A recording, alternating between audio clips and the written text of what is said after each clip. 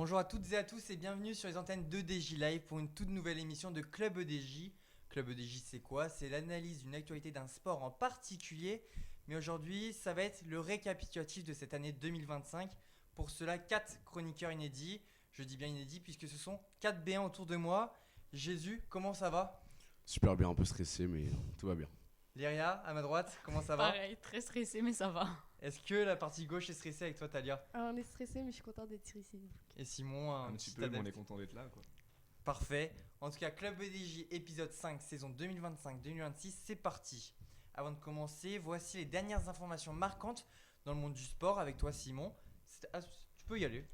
Bah, tout d'abord, avec le rugby, l'équipe de France connaît depuis ce matin sa poule pour la Coupe du Monde 2027.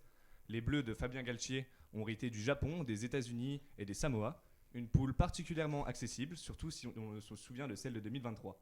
Côté Nice, la situation était tendue, mais finalement résolue. À l'EGC Nice, Franck Hez avait annoncé le souhait de démissionner avant de se rétracter. Le technicien avait annoncé vouloir quitter le navire quelques jours seulement après la lourde défaite à Lorient et les débordements survenus au retour du déplacement. Toujours sur la Côte d'Azur, ce n'est guère mieux pour le volleyball. Nice Volleyball a craqué hier soir à Saint-Nazaire après avoir mené 2-7-0. L'équipe de Lohan Nakminiam s'est finalement inclinée au tie-break. Changement d'univers en sport mécanique, une info de taille. Le jeune rookie français, Isaac Hadjar, vient de signer avec Red Bull. Fort de sa première saison en Formule 1, il intégrera l'écurie aux côtés de Max Verstappen, une belle promotion qui a de quoi faire rêver. Et pour finir, les sports d'hiver. En biathlon, l'équipe de France reste dans le coup. Camille Binet a fini 3ème du 15 km individuel hier, devançant sa compatriote Lou Jean Monod. Merci Simon. Je vais faire un petit tour de table maintenant. Quelle actualité vous a le plus marqué selon vous? Je sais pas qui veut commencer. 25. Non, on va parler de ce qu'il vient de dire Simon. Ah, moi, c'est Isaac Hadjar. Isaac Hadjar pour toi? Ah ouais, franchement, c'est un jeune rookie qui a commencé tout juste en début d'année là, sa saison en Formule 1. Donc, franchement, c'est énorme qu'il soit déjà dans l'une des plus grandes écuries de Formule 1 chez Red Bull. C'est le rêve de beaucoup de jeunes qui commencent la Formule 1. Jésus. On va parler de Nice, football évidemment. Concrètement, assez perturbé sur ce qui se passe là-bas. Je pense que ce ne sera pas une mauvaise nouvelle qui reste. On verra par la suite ce que ça donne, mais voilà, ça permettra de pas tout casser. Infrastructure au niveau club, ça va. Talia, tu rejoins. Je rejoins ce qu'il disait Ressus par rapport au football, du coup. Et toi Simon? Moi, je reste fidèle au volet, ça me dépasse de voir une équipe que je soutiens au final descendre aussi bas dans le tableau. C'est dommage. Merci pour ces avis. On va désormais passer aux chroniques avec vous. On va commencer par toi, Talia, parce qu'il y a eu un événement qui t'a le plus marqué. Je crois que tu vas nous parler football et Ligue des Champions. C'est ça, c'est ça. Alors moi, l'événement qui m'a marqué cette saison 2025, c'est le PSG en Ligue des Champions. Donc le PSG, pourtant pas favorable au départ, ils étaient les 5 premières journées, ils ont fait 3 défaites et ont cumulé que 4 points. Donc pour un début de saison, c'est pas ouf. Mais après, ils ont affronté le Stade Brestois et ça a été vraiment tranquille pour le PSG puisque ils ont gagné à l'aller 3-0 et au retour au Parc des Princes, ils ont gagné 7-0. Donc 10 buts cumulés en Ligue des Champions, c'est juste historique. Donc ça a été un match tranquille. Et ensuite, ils ont affronté Manchester City et ils perdaient 2-0 à la première mi-temps, mais ils ont réussi à renverser la tendance en s'imposant 4-2. Mais ils ont réussi à se qualifier pour la suite, je crois. Oui, voilà, donc ils sont qualifiés, comme je l'ai dit, face à Brest, avec un match facile. Et c'est là où le PSG s'est lancé pour la Ligue des Champions. Ensuite, en huitième de finale, ils ont affronté Liverpool, qui, eux, avaient terminé premier de leur phase de Ligue. Donc là, ça a été un vrai adversaire, leur vrai premier adversaire, puisqu'ils étaient plutôt forts. Et ils ont complètement dominé, mais ils ont fait face à un grand Alisson Becker. Donc là, les Parisiens étaient un peu en crise. Et les Reds, ils ont réussi à du coup faire un braquage 1-0 face à Paris, au Parc des Princes. Mais au match retour, Paris s'est pas laissé faire et ils ont fait face à un collectif coriace des Parisiens, puisqu'ils ont réussi à s'imposer 1-0 à Anfield et ils ont été jusqu'aux séances de tir au but et ils ont fait face à un grand Donnarumma. Donc c'est à partir de ce moment-là que les gens ils ont vraiment pris en compte le PSG. Ils se sont dit que ils pouvaient être coriaces. Ensuite, pour les quarts de finale, le PSG fait une nouvelle fois face à une équipe anglaise, face à Aston Villa. Donc pareil, ils ont fait les frais du collectif parisien, qui est leur atout, je dirais.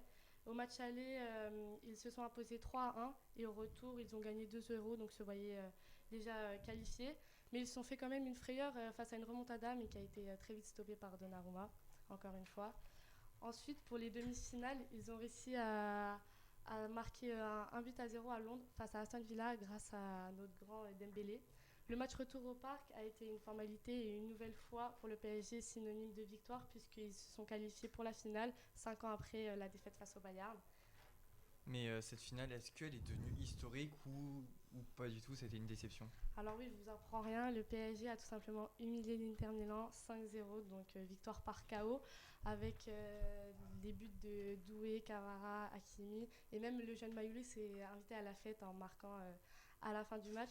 Donc ça a été orchestré bien sûr par leur entraîneur Luis Enrique qui a fait une compo juste magique et c'est grâce à ça que Paris a remporté sa première Ligue des Champions grâce à leur collectif et du coup la deuxième d'un club français après Marseille en 1993. Et en plus de tout ça, Paris a également fait un triplé puisqu'ils ont, en plus de gagner la Ligue des Champions, gagné la Ligue 1 et la Coupe de France. Pardon. Donc voilà, grâce à leurs nombreux joueurs, donc Neves, Vitinha, Donnarumma, sans citer toute l'équipe, ça a été vraiment une équipe soudée tout au long de cette saison. Et en plus de cela, il y a eu 10 joueurs du PSG qui ont été nommés à la cérémonie du Ballon d'Or. Donc pareil, ça reste historique dans l'histoire du foot. Et bien sûr, je ne vous apprends rien, celui qui a gagné le Ballon d'Or, Ousmane Dembélé. Et cet été, ils ont même été allés jusqu'en finale de la Coupe du Monde des clubs, mais se sont imposés face à Chelsea. Donc ça a été quand même un exploit pour le club parisien. Et malgré leur début assez difficile avec les nombreuses blessures, le PSG fait un bon début de saison. Donc pourquoi pas faire le même exploit que la saison passée. Mais du coup, là, je vais passer à un petit tour de table encore une fois. Est-ce que c'est l'un des exploits du foot français ou pas du tout? En tant que footballeur et supporter de football, je me suis régalé. Derrière, toi, t'es pas adepte du foot, mais est-ce que tu penses que c'est quelque chose de grand, Je suis pas adepte du foot et en plus, je suis pour l'OM. Tu ne me Ah, feras aïe, aïe, pas aïe, aïe. dire que le PSG en fait une bonne saison. Tu ne me feras pas dire que c'est une bonne C'est un peu saison. chauvin, toi, ouais, ça. Ouais, c'est ça, un peu beaucoup. Simon? Je pense que je suis la pire personne autour de cette table avec qui parler de foot, que ce soit mon niveau au foot ou mon niveau de connaissance. Je ne m'exprimerai pas, mais quand même, Bon, Dembélé, Talia. c'était beau. Et pour Talia, je pense qu'on a tous notre avis, on sait déjà. Très contente, franchement très contente. Comme un certain Mathis Courson qui est à la régie actuellement et il savoure depuis tout à l'heure. On va passer sur les cours désormais. La rivalité Alcaraz-Sinner a été au cœur des discussions pendant toute cette saison. Jésus, est-ce que c'est parti pour durer? Effectivement, c'est l'événement marquant de cette année 2025 pour le tennis. Dans le monde de la balle jaune, deux principaux joueurs se sont mis en avant en vue de leur performance et leur niveau de jeu juste monstrueux. Évidemment, on parle de Carlos Alcaraz et Yannick Sinner, qui ne cessent de nous impressionner depuis quelques années déjà. Cette année, un nouveau cran a été franchi, c'était lors de la finale de Roland-Garros, une finale exceptionnelle pour les amoureux du tennis, et qui sonne pour certains comme l'une des plus grandes finales de Grand Chelem jamais vues. L'Espagnol était mené 2-7-0, mais dos au mur, il a pris le troisième set, puis le quatrième, alors qu'il avait 3 balles de match contre lui. Dans le dernier set, il s'impose au tie-break 7-6, 10-2. C'est d'ailleurs une des la seule finale du Grand Chelem finie par un super tie-break. Une nouveauté qui a été mise au goût du jour. Mais est-ce que ces deux joueurs qui se côtoient depuis de nombreuses années, c'est quelque chose qui aide, non? Effectivement, la rivalité n'est pas nouvelle, car leur premier affrontement, il date de novembre 2021, c'était lors de l'ATP Rolex Paris Master. Une première rencontre qui tourne en faveur de l'Espagnol Carlos Alcaraz, qui a gagné 7-5, 7-6. Le natif d'El Palmar est vu par beaucoup, comme le digne héritier du tour espagnol Rafael Nadal. Une finale qui ne laisse pas indifférent de par la maturité du jeu et l'engagement mis par les deux jeunes hommes, âgés respectivement de 20 et 18 ans à ce moment-là. Après la rencontre, l'Italien Yannick Sinner a tenu des mots élogieux sur celui qu'il savait déjà être un de ses principaux rivaux dans le futur. J'espère que nous affronterons à bien des reprises à l'avenir. Avec ce type de joueur, on sent quand on a quelqu'un de spécial en face. C'est évidemment là la trace laissée par cet affrontement qui, des années plus tard, est attendu par tous lors des phases finales de chaque tournoi. Aujourd'hui, sur le circuit ATP, les deux joueurs se sont affrontés à 16 reprises. C'est l'Espagnol qui mène 10-6, dont 2 finales de Grand Chelem. Côté classement, on va dire, il se tire un peu la bourre, je crois, quand on voit les résultats au fur et à mesure de la saison. Exactement, une rivalité qui se joue aussi au niveau du classement, ce qui paraît logique. La bataille fait toujours rage en cette fin de saison, et notamment sur le dernier tournoi. Alcaraz repasse numéro 1 mondial lors des dernières semaines de la saison. Les deux rivaux se partagent le haut du classement depuis leur ascension. Une statistique lunaire dénichée par un journaliste Bastien Fachan. Lors de leurs 16 confrontations sur le circuit principal, Alcaraz et Sinner se sont disputés 3302 points.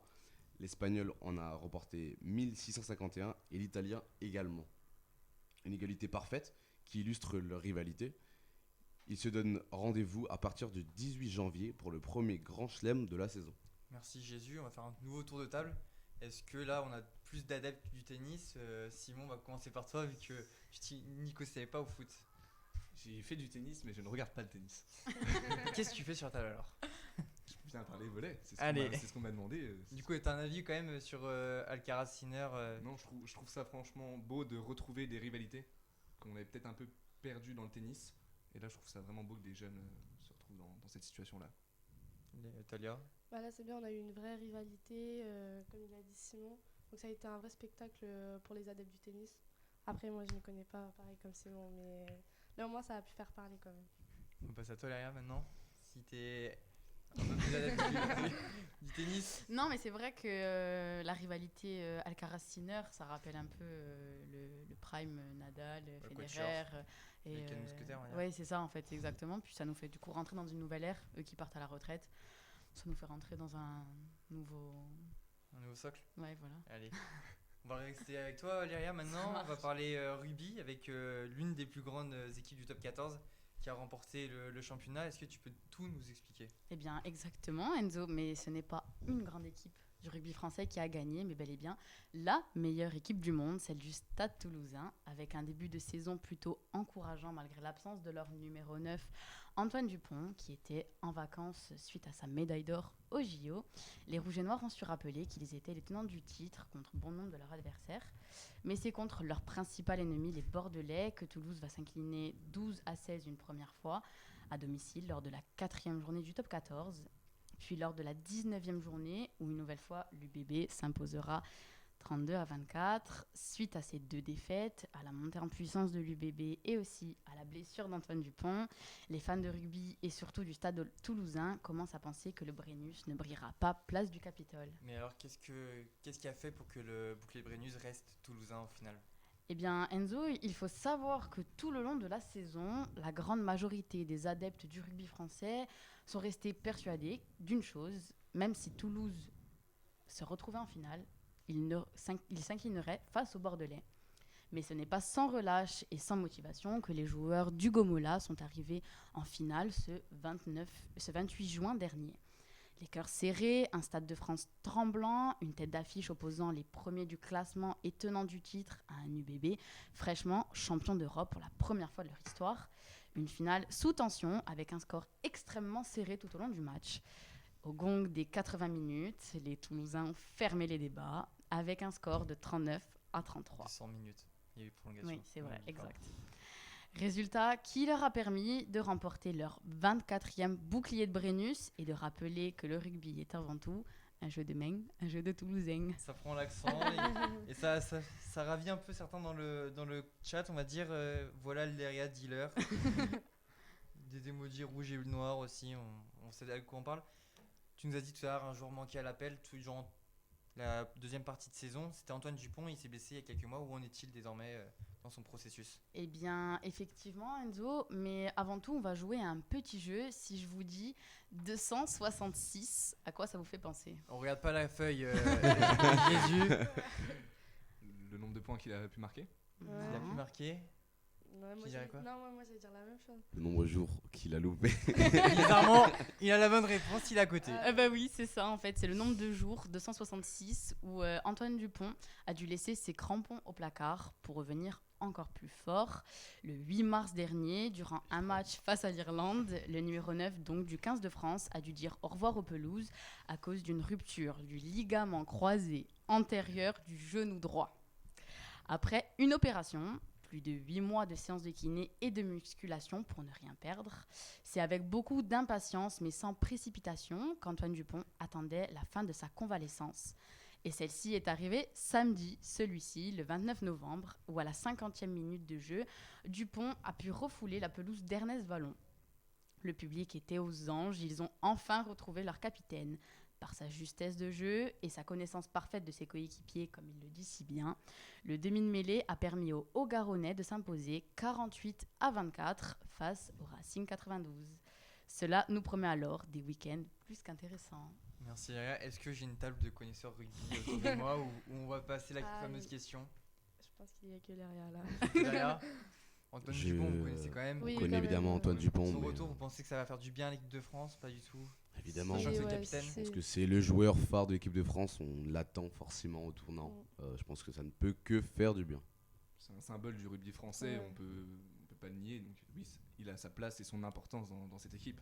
Même les Très bien. supporters, je pense qu'ils doivent être vraiment très heureux de le retrouver. En face de donc. toi, je crois que tu en as une grosse supportrice du Stade Toulousain et de Antoine Dupont aussi. Oui. On va passer à toi, Simon. Enfin, tu attendais ta chronique sur le volet. La Marmara Spy League a repris depuis plus d'un mois désormais, mais où en est le classement en ce début de saison? Eh bien Enzo, le classement est plus que surprenant. On retrouve des visages familiers comme Montpellier, Tours et Tourcoing, c'est des habitués du podium. Nice débute plutôt mal en 11e position, mais rien n'a encore joué bien sûr, il reste encore énormément de rencontres. Le Tour Volleyball, champion en titre, reste dans la course malgré un changement d'entraîneur, ce qui peut parfois un peu mettre l'équipe dans des positions délicates. Et ils devront le 10 janvier affronter Montpellier, une équipe stable depuis plusieurs années qui ne change pas d'effectif et qui a réalisé un très bon début de saison. Ça va être un match décisif pour conserver la tête du podium. Mais il y a un visage qui manque à l'appel, Chaumont. Des habitués du podium depuis 4 ans se retrouvent en dernière position, avec seulement un match gagné face aux Niçois et 7 défaites. Pour citer Bruno Soirfec, le président du club, c'est la première fois que cela nous arrive. Mais qu'est-ce qu'il arrive à Chaumont actuellement sur le plan sportif ou le plan extra-sportif? Une des raisons principales de ce lourd classement, c'est leur changement d'effectif. En effet, c'est un changement radical. 10 joueurs sur 13 ont changé et sont partis de l'équipe. De quoi déstabiliser les joueurs, surtout que des postes importants comme le passeur ou les centraux sont partis. Il ne reste notamment que Théo Durand, le libéro, Pierre Toledo, un pointu, et Jacob Pasteur, un réceptionneur attaquant pour rappeler l'ancienne équipe. Un changement risqué avec une équipe jeune qui doit encore trouver ses marques. Le coach de Chaumont, Sylviane Oprandi, constate aussi une baisse de morale de l'équipe. Ils enchaînent les défaites, ça n'améliore pas la situation. Mais il reste quand même positif et espère que la suite de la saison sera meilleure. C'est une équipe jeune qui doit encore apprendre à se connaître. On ne peut que souhaiter qu'ils se relèvent de cette mauvaise passe. Merci Simon. Est-ce qu'on a des connaisseurs volets ou pas du tout? Oui, mais moi, encore une fois, je suis un peu chauvine, donc bon... Ah oui, Les GFCA ne sont plus dans de bonnes positions au volet, donc je ne regarde plus. tu n'iras pas au match samedi? Nice, Ajaccio? J'étais même pas au courant. Et bah voilà, t'es au Bah, on courant. va y aller On a des places si tu Allez. veux pour toi. Si tu Et veux, avec Ça grand marche. plaisir. tu peux C'est vrai venir. Bah bien sûr, Ah Tu bah, vas je voilà. vais plaisir. venir. Mais Avec si mon t'es- grand si t'enlèves connaisseur ton- Simon. Si t'enlèves ton esprit chauvine, Non, oui, c'est vrai que Chaumont, je m'en rappelle que c'était une grande équipe et que là, j'ai l'impression qu'ils ont tout perdu en fait. Donc, comme disait Simon, on a comme hâte de Nice, voir la ouais, suite. comme Nice quoi. un peu. Oui, voilà, Simon. exactement. Ton avis sur le début de saison de Nice Ah, de Nice. Ouais, maintenant, on va regarder un peu ton, Je ton dois avis. reconnaître que ça fait pas très longtemps que je supporte Nice.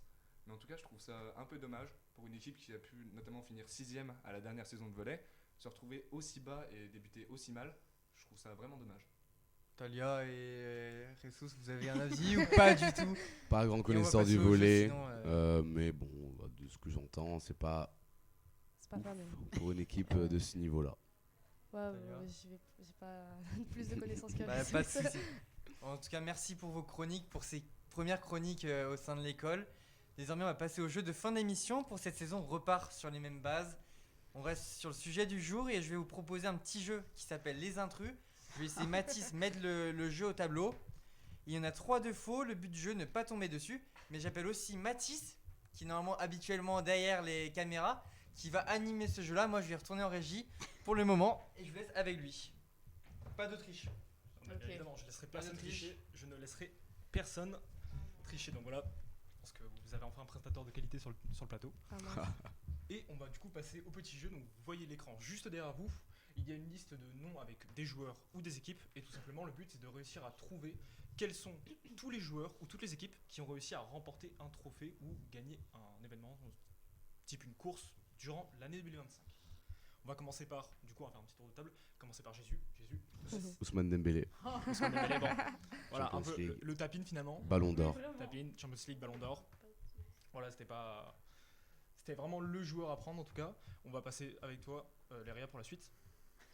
Voilà. T'as encore du choix pour l'instant. T'as encore de quoi faire. Félix Lebrun. Félix Lebrun, oui, effectivement, Félix Lebrun. Il a réussi à gagner le WTT de Mako. À toi, Talia. Je peux dire au pif ou pas? Bon, bah, si tu veux, hein, mais. C'est le jeu finalement. À tes risques et périls finalement. Je sais pas, Eric Perrault. Eric Perrault, et c'est une bonne réponse. Il a été champion du monde sur le 20 km individuel en biathlon. Pour l'instant, pas encore d'éliminé. On va peut-être réussir à faire un tour de table complet. Simon, à toi. J'ai à voler celui que je voulais dire, j'étais sûr. Là, je me retrouve à tenter l'Afrique du Sud. L'Afrique du Sud, oui, c'est une bonne réponse. L'Afrique du Sud de rugby à 7 qui a été championne du monde cette année. On repart pour un nouveau tour de table avec, je pense, un peu plus difficile cette fois-ci. Jésus, à toi. Je vais partir sur Jean-Benjamin Gaba, judoka. Alors, Jean-Benjamin Gaba, effectivement, c'est une bonne réponse. Il a Je été sais. champion du monde pour les Exactement. catégories des moins de 73 kilos. Trop fort. Je savais. On continue et ça se resserre un petit peu. Peut-être le premier éliminé, attention. Johan Faut Zarco, il me semble qu'il a gagné le GP Moto de France. Johan Zarco, oui. C'est le premier à gagner le GP en France depuis sa création. Et ça m'étonne qu'il soit d'ailleurs pas sorti plus tôt. Talia, à toi. Du pif. Jimmy Gressier. De quoi? Jimmy Gressier. Oui, Jimmy Gressier, c'est une bonne réponse. Il a été champion du monde sur le 10 000 mètres. Simon, Je vais encore tenter. allez, vas-y. Il y a un prénom qui m'attire. À toi l'honneur. Hein, Shai Gileous Alexander. Alors, c'est effectivement une bonne réponse. Ça se resserre. Ça se resserre. Voilà, il reste plus énormément de choix. Et on continue avec toi, Jésus. Moi je vais dire l'équipe féminine d'Angleterre. L'équipe féminine d'Angleterre, c'est une bonne réponse. Ils ont gagné l'Euro de foot face à l'Espagne. Ça va. On repart avec toi, Léria. Arthur Pilar. Arthur Pilar. Est-ce que tu penses que c'est une bonne réponse? Non. C'est une bonne réponse. Il a été champion du monde de BMX. Ok. À toi.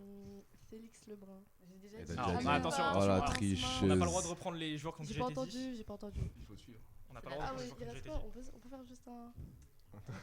Là, alors, si tu veux, je te donne toutes les réponses qui n'ont pas encore été dites. Oui, voilà. Il y a l'équipe de handball croate. Mm. Il y a Romain Arneando. Il y a Isaac Del Toro. Il y a encore l'équipe de Belgique féminine de basket. Il y a Pauline Ferrand-Prévot. Il y a, il me semble encore, Charles Leclerc. Charles Leclerc, exactement. Et c'est... Johan Benjamin. Non, Non, il a dit aussi. Non, Simon. sinon c'est Ah, dit. judoka. Donc il te reste encore Romain Ouais, Arneaudo. Romain Arneando. Et c'est une bonne réponse. C'est le premier monégasque vainqueur du double masculin lors du Masters 1000 de Monte-Carlo en tennis. Simon, à toi. Et là, je peux te dire que les choix, ça se resserre. Non, je vais jouer sur les statistiques. D'accord. Je dirais Isaac Del Toro. Isaac Del Toro, effectivement, c'est une mauvaise réponse. Aïe aïe C'est aïe. une mauvaise réponse. Il a été deuxième au Tour d'Italie en cyclisme. C'est pas le classement qui compte. Hein. Ouais. Ah bah. En attendant, Simon, tu es le premier éliminé de cette table et franchement, vous avez tenu vraiment longtemps à 4. Et maintenant, on va enfin rentrer dans la dernière partie du jeu. Je pense le dernier tour de table. Jésus, à toi. Est-ce que tu peux juste me répéter ce qui reste? Croatie Alors. handball. Croatie handball. Il y a encore Charles Leclerc. l'équipe croate de handball. Il y a encore Charles Leclerc. Hmm. Et il y a encore l'équipe féminine de basket belge. Bien, je vais dire l'équipe féminine basket belge. Eh bien, attention. C'est une bonne réponse. Et C'est une bonne réponse. Ils ont réussi à gagner l'Euro de basket aussi face à l'Espagne. je l'ai suivi. Plus que 2 réponses possibles. À Tolaria, je te laisse répondre. Il y a combien d'intrus en tout? Il y en a 3. 3? Une des vous deux aura la mauvaise réponse. Mm. Ou pas. Je l'ai déjà dit. Ah Je te laisse la victoire. l'équipe de handball croate. J'aurais dit en réponse du coup. C'est une mauvaise réponse. Liria. Hasta luego. C'est une mauvaise réponse. Ils ont été vice-champions du monde chez les hommes, justement. Et donc, du coup, il ne reste plus que. Non, il reste encore Jésus et Totalia. Ouais. Mais. Faut qu'elle trouve la bonne réponse. Si elle trouve la mauvaise, j'ai gagné. Trouve la bonne. Oui, mais. Il n'y a plus que des faux. C'est exactement ce que j'ai. Voilà ce que j'allais dire. Ouais, non, Ah, c'est- genre, tu savais. Ah, parce Oh que là Charles là. Leclerc n'a rien gagné cette année. Charles Leclerc n'a bien évidemment rien gagné cette année.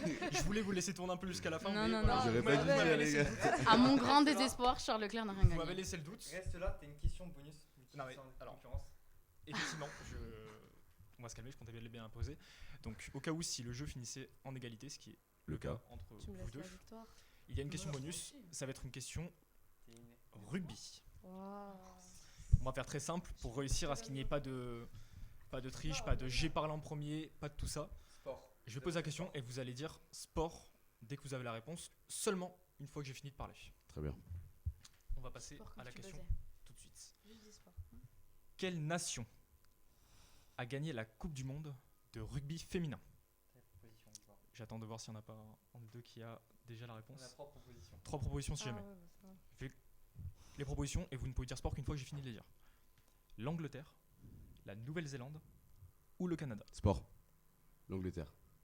L'Angleterre, et c'est une bonne réponse. Bonne réponse, bravo pour toi. Jésus, tu remportes ce petit jeu de fin d'émission sur Club EDJ. Et pour moi, il est temps de laisser ma place à Enzo, Allez, qui a l'air retourne. bien pressé de revenir d'ailleurs. Merci beaucoup. Et ça aurait été un plaisir d'être là, merci à vous. Félicitations. T'inquiète Merci pas, tu beaucoup. reviendras peut-être prochainement. D'accord, Mathis. Le gagnant, il gagne quoi? Le droit de revenir sur des prochaines émissions. Et la deuxième Avec grand aussi. plaisir. La deuxième, on comptait pas verra. Peut-être aussi une autre chronique ou d'autres B1 qui viendront avec vous, qui sont dans le plateau, dans le public, on va dire actuellement, avec 3 personnes de B1. Merci Aussi à vous d'être beaucoup là. sur le chat. Vous avez battu le record de viewers aussi. J'ai suivi ça. On est monté à 37 aujourd'hui. On a battu le record avec Mathis Le Breton. Donc en tout cas, merci aussi à vous, chers viewers, de nous avoir suivis. Merci à vous, mes amis chroniqueurs. Merci à toi, Mathis, pour la régie avec Luc. On se dit donc à dans 2 semaines pour une nouvelle émission de Club EDJ un peu spéciale, puisqu'on parlera cinéma et sport. Un conseil, continuez de suivre l'actualité sportive. À très vite.